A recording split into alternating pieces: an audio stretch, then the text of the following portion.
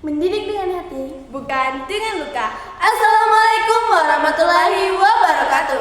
Perkenalkan, saya Darmania Sari Dan saya Nahda Mayanti. Kami dari KIR Man Satu Sopeng. Man Satu Sopeng, Muda Berdaya, Semangat Berkarya, Lestarikan Budaya. Kami akan mempresentasikan hasil makalah penelitian kami dengan judul Hubungan Pola Asuh Otoriter dengan Perilaku Self-Harm pada Remaja. Adapun latar belakang dari penelitian kami yaitu kesehatan mental remaja menjadi isu yang semakin mendapat perhatian dalam beberapa tahun terakhir. Masa remaja merupakan fase perkembangan yang penuh dengan tantangan baik secara psikologis, sosial maupun emosional. Salah satu masalah serius yang muncul di kalangan remaja adalah self-harm atau perilaku melukai diri sendiri. Perilaku ini biasanya dilakukan sebagai bentuk pelarian dari tekanan emosional, rasa tertekan ataupun perasaan tidak berdaya. Salah satu faktor yang diduga kuat berkontribusi terhadap munculnya perilaku self-harm adalah pola asuh orang tua. Remaja yang tumbuh dalam lingkungan otoriter sering merasa tidak memiliki kebebasan dalam mengekspresikan diri, sehingga mereka rentan mengalami stres, depresi hingga melukai diri sendiri sebagai bentuk perlawanan atau pelarian. Berdasarkan penelitian tersebut, penelitian ini penting dilakukan untuk memahami hubungan pola asuh otoriter dengan perilaku self-harm pada remaja, khususnya dengan pendekatan kualitatif agar dapat menggali lebih dalam pengalaman dan sudut pandang remaja yang mengalaminya. Adapun rumusan masalah pada penelitian kami yaitu yang pertama, bagaimana hubungan antara pola asuh otoriter yang diterapkan orang tua dengan perilaku self-harm pada kalangan remaja. Yang kedua, yaitu sejauh mana pola asuh otoriter berkontribusi terhadap kecenderungan remaja melalui self-harm sebagai bentuk pelampiasan tekanan emosional. Penelitian kami bertujuan untuk mengetahui keterkaitan antara gaya pengasuhan otoriter dengan perilaku menyakiti diri sendiri yang dilakukan oleh remaja.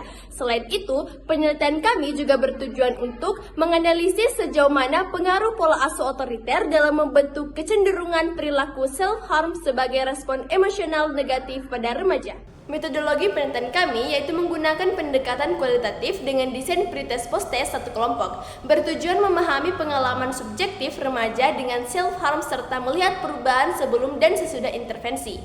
Subjek penelitian adalah remaja dengan indikasi self-harm dalam pola asuh otoriter, dipilih melalui purposive sampling agar sesuai fokus penelitian. Instrumen utama adalah peneliti dengan dukungan pedoman wawancara, lembar observasi, serta pretest post-test. Data dikumpulkan melalui wawancara mendalam, observasi, dan dokumentasi. Prosedurnya meliputi pretest yaitu pemetaan awal, wawancara, dan observasi atau data utama, serta post-test atau evaluasi perubahan. Analisis data mencakup reduksi, penyajian, dan penarikan kesimpulan dengan membandingkan hasil pretest post-test serta mengaitkannya dengan teori pola asuh otoriter dan self-harm.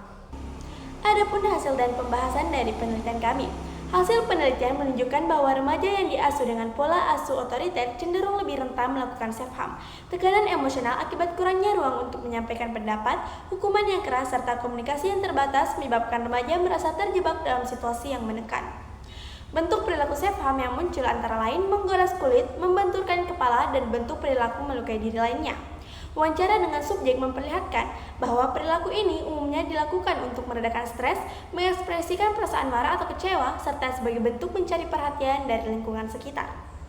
Analisis lebih lanjut memperlihatkan bahwa pola asuh otoriter memiliki korelasi kuat dengan munculnya perilaku self-harm, meskipun faktor lain seperti tekanan dari teman sebaya dan kondisi psikologis individu juga berperan.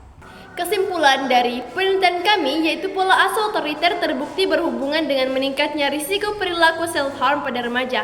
Pola pengasuhan yang kaku, penuh aturan, dan minim komunikasi menimbulkan tekanan emosional yang mendorong remaja melakukan self-harm sebagai mekanisme pelarian. Oleh karena itu, penting bagi orang tua untuk menyeimbangkan disiplin dengan kasih sayang serta membangun komunikasi yang lebih terbuka dengan anak agar dapat mencegah munculnya perilaku berbahaya ini.